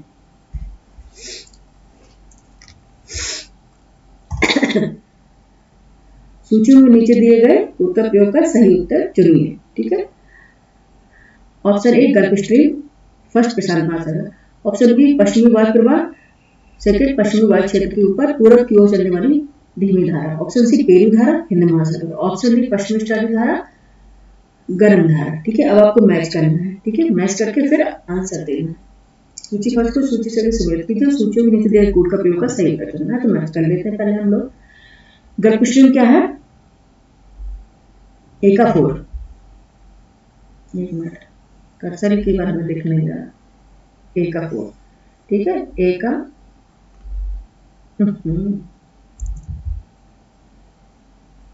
ए का 4, ठीक है। एंड पश्चिमी वायु प्रवाह बी का 2, ये 2 इसका ही मैच है, ठीक है। और सी का फर्स्ट, सी का फर्स्ट पेरू धारा भी बताया था ना, प्रशांत महासागर की धारा, और डी का 3 पश्चिमी राष्ट्रीय धारा हिंद महासागर की धारा, ठीक है। आंसर क्या है 4213, 4213 आंसर हो गया ए। गल्फ स्ट्रीम है गर्म धारा है, ठीक है, अटलांटिक महासागर की, नॉर्थ अटलांटिक महासागर की, और पश्चिमी प्रवाह पश्चिमी वायु क्षेत्र के ऊपर पूरब की ओर चलने वाली धीमी धारा है, ठीक है। और पेरू है प्रशांत महासागर की, ठीक है, पेरू तट अभी जस्ट पूरा बता ही दिया था, और पश्चिमी राष्ट्रीय धारा है ये हिंद महासागर की। एक बार मैप में देख लेते, मैप दिया कि ये देखो पश्चिमी बताया ना, पश्चिमी ऑस्ट्रेलिया धारा है, वेस्ट एशियन करंट, ये है इंडियन ओशन हिंद महासागर की धारा है, ठीक है।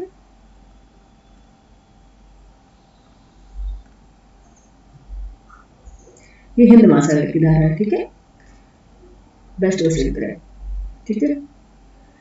और ये अभ्यास भी हिंद महासागर की धारा है, ये ओशु है, कोयोशु है, अभी बताया दिया है, ओशु कौन सी है और कोयोशु गर्म है, ये ओशु ठंडी है, ठीक है। ये कैलिफोर्निया करंट है, देखो कैलिफोर्निया की तरफ चल रही कैलिफोर्निया करंट है, पैसिफिक की साउथ पैसिफिक ओशन है, और ये नॉर्थ पैसिफिक ओशन है। नॉर्थ पैसिफिक ओशन में करंट कौन सी है, अलास्का करंट है, ये देखो ये कमचटका करंट है, कमचटका प्रायद्वीप के पास ही चल रही है, नॉर्थ पैसिफिक की करंट बता दे रहे हैं। तो कैलिफोर्निया करंट है, ये नॉर्थ इक्वेटोरियल करंट है, ठीक है, इक्वेटोरियल काउंटर करंट है। जो वो क्वेश्चन गलत बता रहे थे ना, देखो नॉर्थ इक्वेटोरियल है ना, ये चल रही है देखो पूर्व से पश्चिम, और इक्वेटोरियल काउंटर करंट चलती है हमेशा ये पश्चिम से पूर्व, ये चल रही है, इसलिए मैं कह रही हूँ क्वेश्चन गलत है। 7th क्वेश्चन है ना, ये दिखाएंगे, वो कल हम कराएंगे उसको सही करा के। साउथ इक्वेटोरियल करंट है, साउथ पैसिफिक की देंगे, पेरू करंट है, ये साउथ पैसिफिक की है। और अगर ईस्ट ऑस्ट्रेलिया करंट पूछे, ये ईस्ट ऑस्ट्रेलिया का ईस्ट कहाँ पड़ेगा, ये साउथ पैसिफिक ओशन है, ये है। और नॉर्थ अटलांटिक करंट देख लेते हैं, कैनारी करंट है, ठीक है, नॉर्वेजियन करंट है, नॉर्वेजियन के तट पर, ईस्ट ग्रीनलैंड के तट पे, देखो सारी ये क्या है, नॉर्थ अटलांटिक की है। West Greenland current, Labrador current, ये देखो लैब्राडोर, ठीक है, लैब्राडोर करंट है, ये नॉर्थ अटलांटिक करंट है। ये गल्फ स्ट्रीम अभी जस्ट बताया, गल्फ स्ट्रीम बताई थी हमने जस्ट अभी, गर्म धारा है गल्फ स्ट्रीम, ये देखो गल्फ स्ट्रीम है नॉर्थ अटलांटिक की। और नॉर्थ इक्वेटोरियल काउंटर करंट ये है, नॉर्थ इक्वेटोरियल काउंटर करंट, ये देखो इसका, ये भी डायरेक्शन इसका देखो पूर्व से पश्चिम की ओर, नॉर्थ इक्वेटोरियल काउंटर करंट, ठीक है।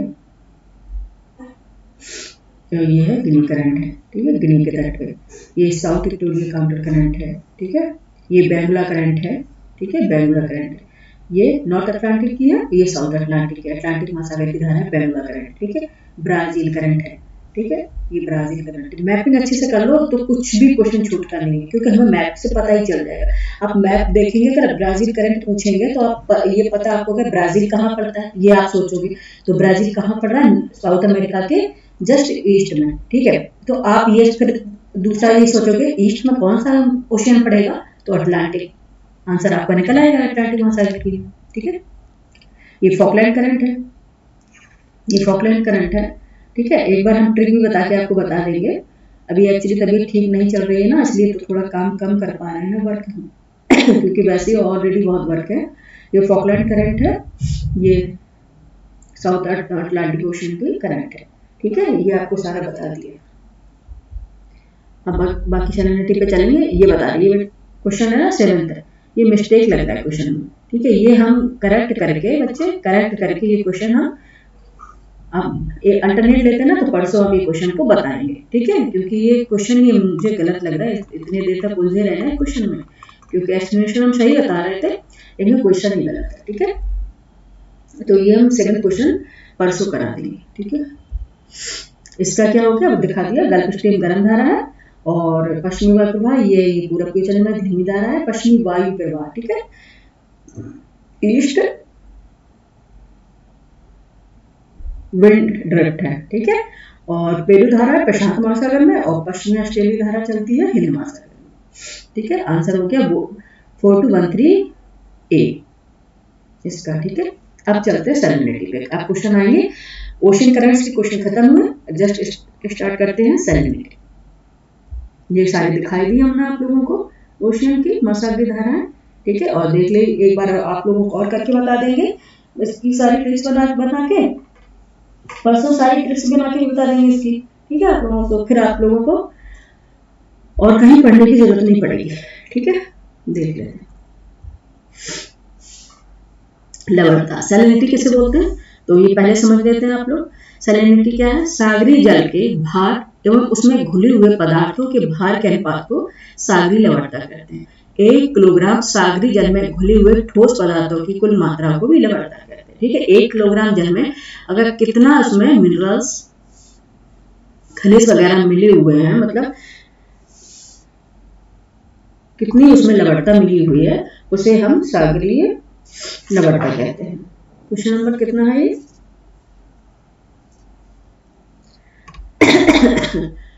घुले हुए ठोस पदार्थ मात्रा को लवणता कहते हैं। सामान्य रूप से सागरीय लवणता को प्रति 1000 ग्राम जल में स्थित लवण की मात्रा के रूप में दर्शाया जाता है। अगर कुछ 1 किलोग्राम में अगर 30 ग्राम लवणता मिली हुई है तो उसे दर्शाने के लिए हम 30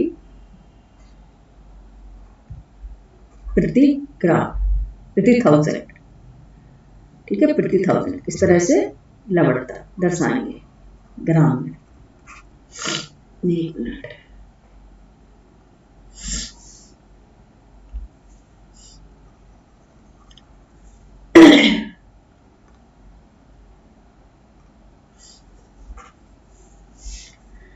सामान्य सागरीय लवणता को प्रति 1000 याद रखना, प्रति 1000 ग्राम जल में इसके लवणता की मात्रा को दर्शाते हैं। अगर 30 ग्राम लवणता है तो 30 इसको दर्शाएंगे, ये यहाँ 0 ना इधर 1 बचेगी, ठीक है। ये इस तरह से दर्शाएंगे 30 ग्राम प्रति 1000 ग्राम में दर्शाएंगे, ठीक है, लवणता को।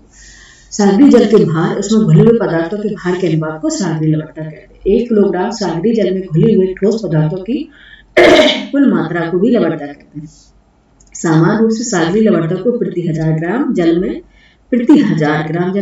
स्थित लवणता की मात्रा को ये देखो ये ग्राम के रूप में दर्शाया जाता है, ठीक है। अब चलते हैं क्वेश्चन पे। निम्न में से कौन जल लवणता प्रवणता को दर्शाता है, कौन जल लवणता प्रवणता को दर्शाता है। ए थर्मिक्लाइन, बी हैपोक्लाइन, सी पैनोक्लाइन, डी कैमोक्लाइन। कौन है लवणता को दर्शाता है, आंसर हो गया क्या, बी हैपोक्लाइन,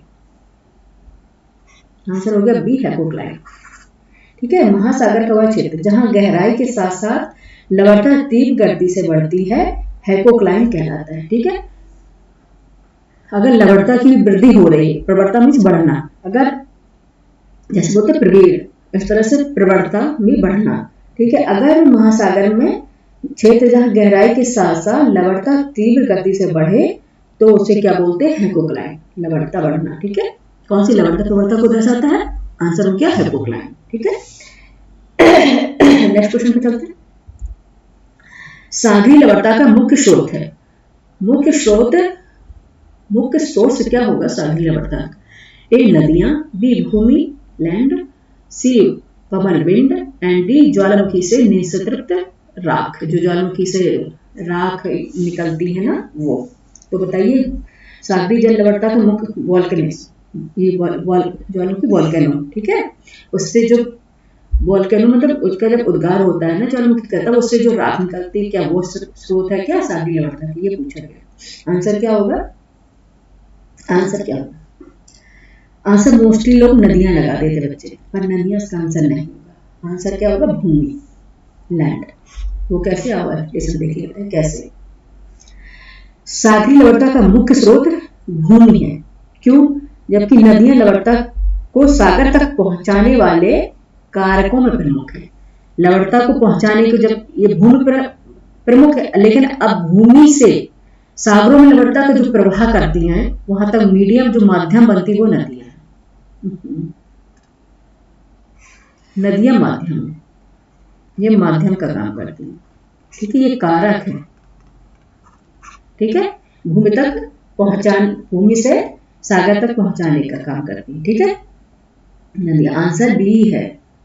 ठीक है, यहाँ लिख दे बच्चे कंफ्यूज होना। नदियां क्या लवणता को सागर तक पहुंचाने वाले कारकों का में प्रमुख है। सागरी लवणता को नियंत्रित करने वाले अन्य कारकों में वाष्पीकरण है। ठीक है, लवणता को पवन, नदी जल, वर्षा, सागरी धाराएं, ज्वालामुखी आदि प्रमुख है।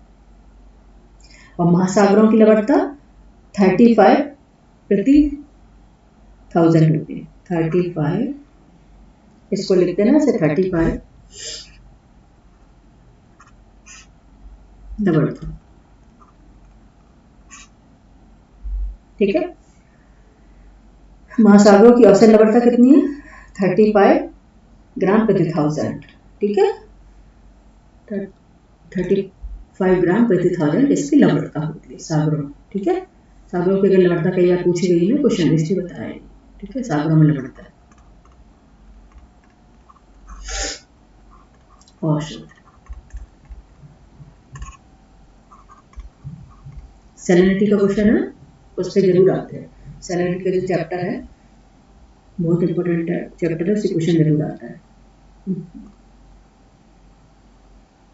ये टैबलेट है ना, बड़ा वाला लेना चाहिए था मुझे, छोटे वाले टैबलेट में बड़ी दिक्कत होती है।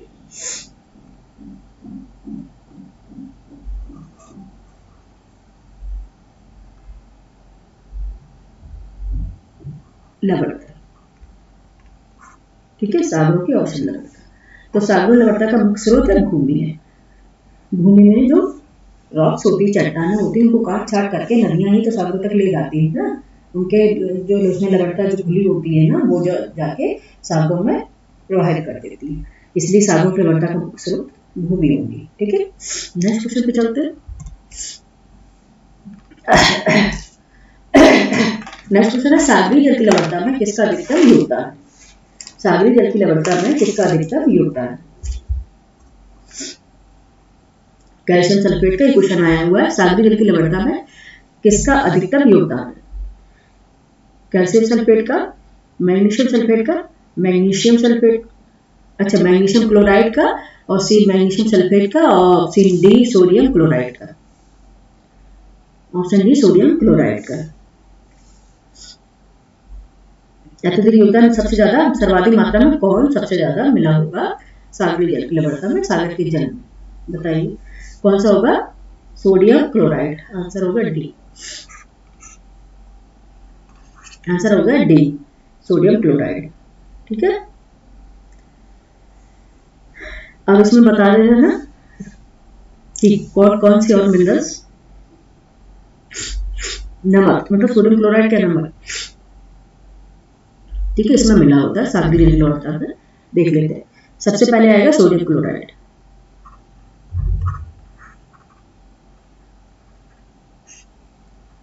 क्लोराइड, ठीक है, कितना है इसका लवणता इसकी 27.213 ग्राम प्रति 1000, ठीक है। प्रतिशत में देखेंगे 77.80%, ठीक है। एंड सेकेंड आएगा मैग्नीशियम क्लोराइड।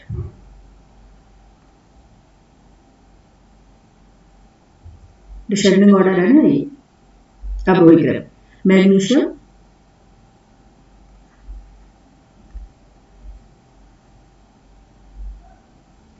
क्लोराइड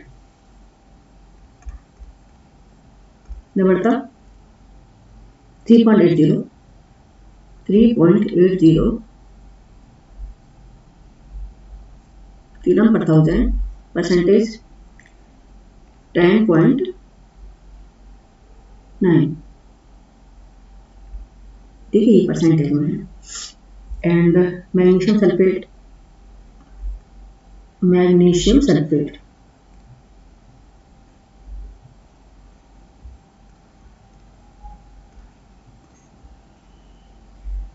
1.658 1000 प्रति ग्राम,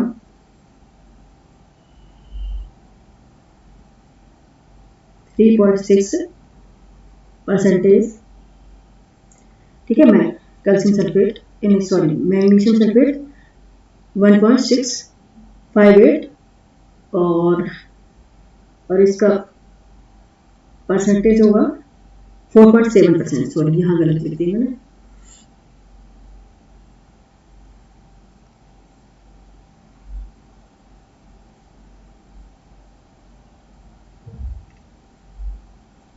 %4.7, ठीक है, ये हो गया magnesium sulphate. Calcium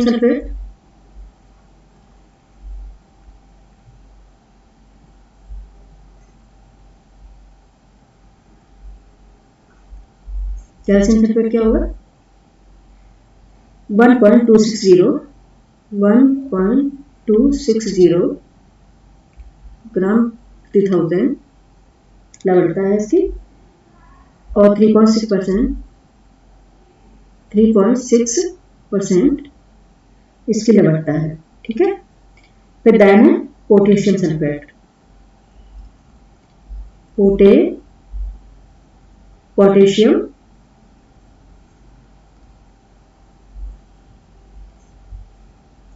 potassium sulphate है, इसका है 0.863 ग्राम प्रति 1000, ठीक है। परसेंटेज में होगा 2.5%,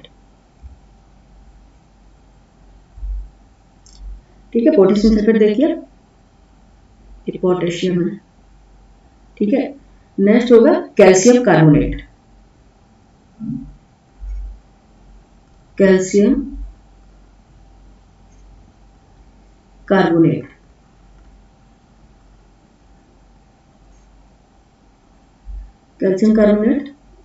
0.123 ग्राम प्रति 1000 लवणता है, सैलिनिटी है, और 0.3% में है, ठीक है। Calcium carbonate. लास्ट है मैग्नीशियम ब्रोमाइड। लवणता तो बहुत बड़ी होती है, लेकिन मोस्ट इंपॉर्टेंट यही है, मैग्नीशियम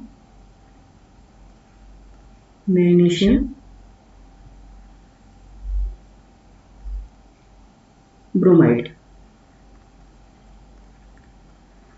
ठीक है। मैग्नीशियम ब्रोमाइड तो ये है 0.076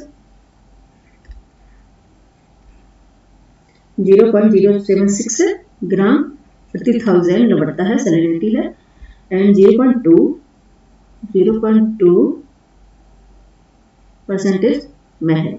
ठीक है, एक बार और देख लेते हैं। सोडियम क्लोराइड 27.213 ग्राम प्रति 1000 लवणता और 77.8%। मैग्नीशियम सल्फेट 3.807 ग्राम प्रति 1000 और 10.9%। मैग्नीशियम सल्फेट 1.658 ग्राम प्रति 1000 और 4.7%। कैल्शियम सल्फेट है 1.260 ग्राम प्रति 1000 लवणता सैलिनिटी एंड 3.60%। एंड पोटेशियम, एक मिनट यहाँ पोटेशियम सही लिख देते हैं।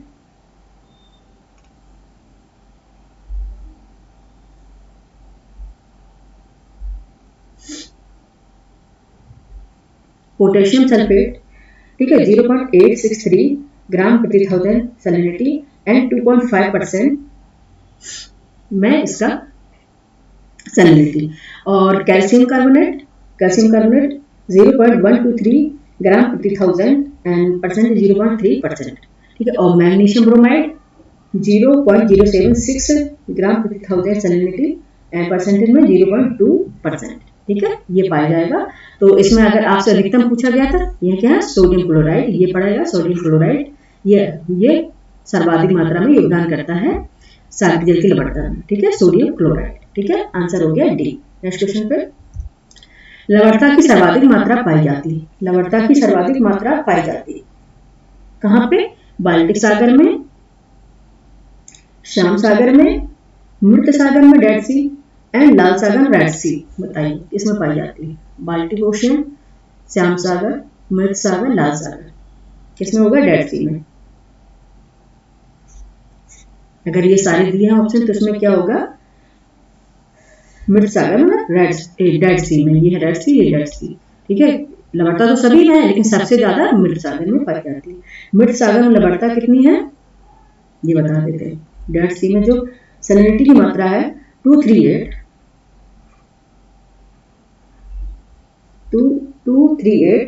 ग्राम प्रति 1000 सैलिनिटी। ठीक है, ये है। और अगर लाल सागर की बात की जाए, रेड सी की बात की जाए तो कितनी है? 36.4 सैलिनिटी 1000 ग्राम प्रति 1000 सैलिनिटी। ठीक है, एक मिनट। एक्चुअली जब क्लास लेते हैं ना तभी सभी काम वाले अभी आते हैं कि अब ये है ये है, तो रोक के रखा हुआ है उनको, कुछ क्वेश्चन और करा देते हैं। ठीक है, लाल सागर में कितनी है? 36.4%। 36.4 ग्राम प्रति 1000 सैलिनिटी है। ठीक है, इसकी सैलिनिटी लवणता। ठीक है, सैलिनिटी है, ये लाल सागर की है। ठीक है, तो मृत सागर की सबसे ज्यादा है। ठीक है, नेक्स्ट क्वेश्चन पे चलते हैं। ये सारे इंपॉर्टेंट क्वेश्चन है बच्चे, कोई भी ऐसा क्वेश्चन नहीं है जो क्वेश्चन आए ना हो हम ऐसे ही बनाते हैं। क्वेश्चन वही जो कुछ आते ही हैं, ऐसा नहीं कोई 1-2 साल में है, 10 सालों से आ रहा है। ठीक है, आंसर 13 है। क्वेश्चन नंबर 13 है। समुद्र में घनत्व बढ़ता है तो ऐसे में, समुद्र में घनत्व बढ़ता है डेंसिटी, तो ऐसे में ए लवणता तथा गहराई कम होती, बी लवणता बढ़ती किंतु गहराई कम होती, सी लवणता और गहराई दोनों बढ़ती है, और डी लवणता घटती और गहराई बढ़ती। क्या होगा? आंसर होगा बी। आंसर होगा बी। समुद्र में जब घनत्व बढ़ेगा, डेंसिटी बढ़ेगी तो लवणता बढ़ेगी। ठीक है, घनत्व बढ़ेगी तो घनत्व बढ़ेगा। घनत्व बढ़ता किससे? जब लवणता बढ़ेगी तो घनत्व बढ़ा। ठीक है, लवणता बढ़ती किंतु गहराई कम होती है। ठीक है, लेकिन उनकी गहराई कम हो जाती है क्योंकि उसमें भार ज्यादा हो जाता है। ठीक है, तो क्या होता है? लवणता बढ़ती है किंतु गहराई कम होती है। ये हो गया। ठीक है, और नेक्स्ट क्वेश्चन पे चलते हैं, जल्दी से करा लेते हैं। 14 ग्रेट सॉल्ट लेक कहाँ स्थित है? ग्रेट सॉल्ट झील द लेक कहाँ स्थित है? ऑप्शन है ईरान, इसका मैप जरूर हम लगाना भूल गए हैं ग्रेट सॉल्ट लेक का, तो ये आप लोग एटलीस्ट में देख लीजिएगा ग्रेट सॉल्ट झील कहाँ स्थित है। ऑप्शन है ईरान, ऑप्शन बी यूएसए संयुक्त राज्य अमेरिका, ऑप्शन सी तुर्की, ऑप्शन डी भारत। आंसर होगा इसका बी यूएसए संयुक्त राज्य अमेरिका। ठीक है, ग्रेट सॉल्ट झील स्टेट, ग्रेट सॉल्ट लेक कहाँ पे है? संयुक्त राज्य अमेरिका। ठीक है, ये है यूएसए में। ठीक है, ग्रेट सॉल्ट झील संयुक्त राज्य अमेरिका के ओटाहा राज्य में अवस्थित है और इसकी लवणता कितनी है? ये बहुत खारी झील है। ठीक है, ग्रेट सॉल्ट झील है जो संयुक्त राज्य अमेरिका के ओटाहा प्रांत में अवस्थित है और इसकी लवणता देख लीजिए। ओटाहा प्रांत है ना जो संयुक्त राज्य अमेरिका के, उसमें अवस्थित है। अभी एक दिन मैप इसका शायद मुझे याद नहीं रहा लगाने का, नहीं तो मैप में दिखा देते। और इसकी लवणता कितनी है? 220। ग्रेट सॉल्ट लेक की लवणता कितनी है?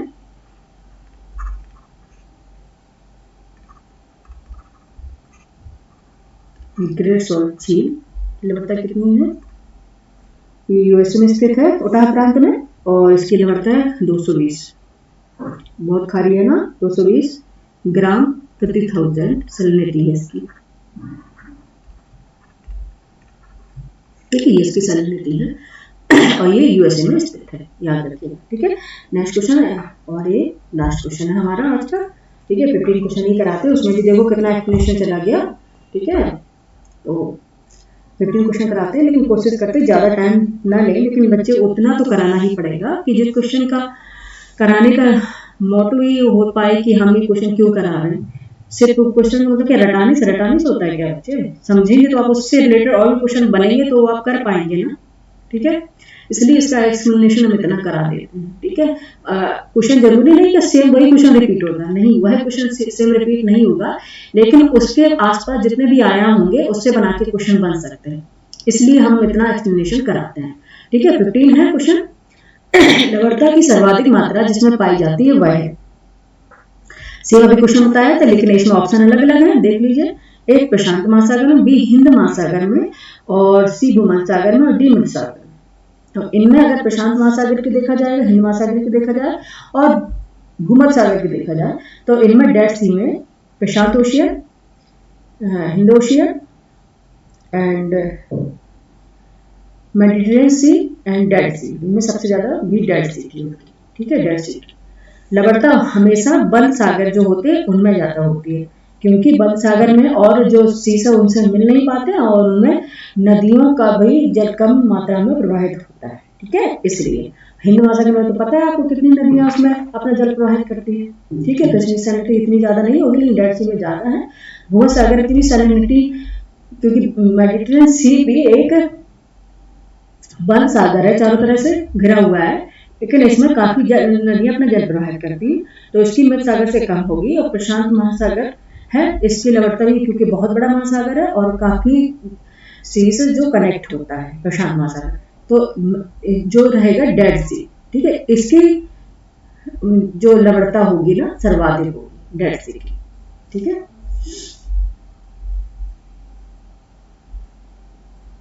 बाकी अगर मैप में बताया होता ना तो बता देते आपको डेड सी। ठीक है, बाकी नेक्स्ट क्वेश्चन करा देंगे। आंसर लास्ट हो गया मध्य सागर। ठीक है, ये हो गए हमारे क्वेश्चन कंप्लीट हुए। ठीक है, नेक्स्ट हम लेके आएंगे परसों अपनी कुछ मोस्ट इंपॉर्टेंट टॉपिक के साथ कराएंगे क्वेश्चन। कोशिश करते हैं मैप लगाएं, जितनी जरूरी है उतना ज्यादा से ज्यादा मैप लगाते हैं। ठीक है, और जाके मध्य सागर को आप लोग एटलस में जाके देख लीजिए, आपको दिखाई दे जाएगा। और कैसी क्लास लगी बच्चे जरूर बताइएगा। ठीक है, अब देखते हैं नेक्स्ट क्वेश्चन तब कुछ है नहीं, अब नहीं है क्वेश्चन। क्लास कैसी लगी बताइएगा, सब्सक्राइब कीजिए, लाइक कीजिए अगर अच्छी लगी है, और बच्चों को जोड़िए यार, बच्चे सब्सक्राइब कीजिए, है ना, तो बच्चे ज़्यादा से ज़्यादा जुड़ सके, ज़्यादा से ज़्यादा हमको भी लाभ मिले क्लास का। ठीक है, कि बच्चे रटे नहीं, समझें, क्योंकि रटने से कभी भी प्री क्वालिफाई नहीं होगा बच्चे, ये भूल जाइए। हाँ, फैक्ट होते हैं वो रटने पड़ते हैं, लेकिन मोस्टली चीजें समझने से आएंगी। ठीक है, तो मिलते हैं परसों फिर नेक्स्ट कुछ मोस्ट इम्पोर्टेंट टॉपिक के साथ। वर्ल्ड ज्योग्राफी का ये 2 टॉपिक बचे हुए हैं, उसके बाद हम फिजिकल ज्योग्राफी में एंटर कर जाएंगे। ठीक है बच्चे, पढ़ते रहिए अब। ठीक है, डिसाइड भी हो गया कि दिसंबर में पेपर होने, तो ज़्यादा टाइम नहीं है, इसलिए टाइम मत लीजिए, अपनी पढ़ाई को लूज बिल्कुल नहीं करना है। लगे लगे रहिए पढ़ाई में बिल्कुल।